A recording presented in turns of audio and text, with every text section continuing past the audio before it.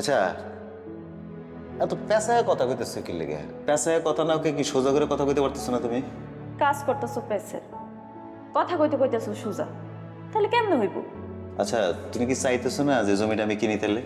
আমি 100 বার চাই, কিন্তু জমি তো আর তুমি কিনতেছো না। আমি কিনতেছিলাম মানে তাহলে কে কিনতেছে? সেটা তো তুমিই ভালো জানো। জমি যদি তুমি কিনতা তাহলে জমি তো তোমার নামে রেজিস্ট্রি করতা, তাই না? ওহ, আল্লাহ রে, আমাকে যৌথ ফ্যামিলি না এখন। এখন কোন একটা সম্পদ কিনতে গেলে সবার নামে করা সম্ভব সম্ভব না। খালি একমাত্র আব্বার নামে যদি কিনি তাহলে অটোমেটিক আমাকে সবার নামে হয়ে যাবে, বুঝো নাই? আইসা, তুমি যে বিদেশ থেকে আব্বার কাছে টাকা পাঠাইতা জমি কিনার লাগা, দোকান কিনার লাগা, সেগুলো আব্বা কার নামে কিনছে? কার নামে আবার? আব্বার নামে। খোঁজ নিয়ে দেখছো একবারও? আরে খোঁজ নামের কি আছে, তাই তো অনেক কথা।